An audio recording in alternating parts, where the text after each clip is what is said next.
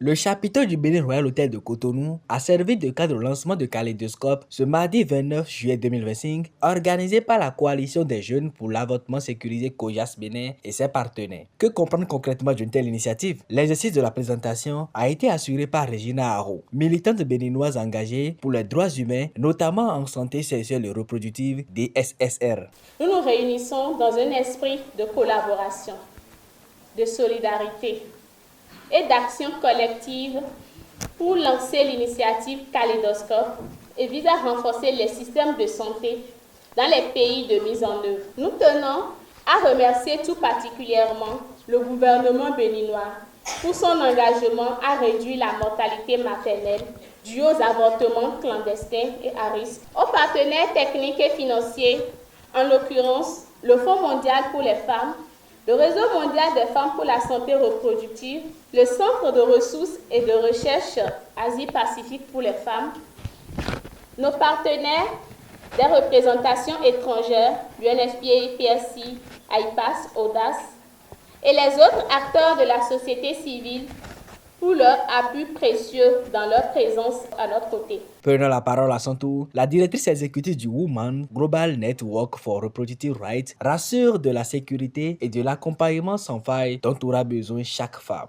Le point le plus important de cette initiative, c'est de s'assurer que toute femme, toute jeune fille, tout jeune homme, tout homme qui veut avoir ou bien qui veut pouvoir faire de l'abortion puisse avoir accès à ces services d'abortion gratuitement et puisse avoir un suivi qui va avec. Et ils savent qu'ils ne pourront pas le faire tout seuls, donc c'est le gouvernement béninois qui va les aider et ils appellent à d'autres partenaires pour les soutenir, que ce soit une collaboration entre les partenaires et aussi un truc qui soit surtout féministe pour qu'on puisse ressentir l'implication des femmes là-dedans. Le principal objectif de Kaléidoscope, c'est pour que peu importe où une jeune fille se trouve sur le territoire béninois, elle puisse avoir accès à l'avortement sécurisé et au soutien qui va avec. Le gouvernement du Bénin accompagne fortement l'initiative. Dr Blaise Guézo-Menvor a porté la voix du ministre de la Santé, professeur Benjamin Humpadi. Le Bénin devient, grâce à vous, le premier pays d'Afrique de l'Ouest à mettre en œuvre cette initiative en cohérence avec ses engagements juridiques et politiques.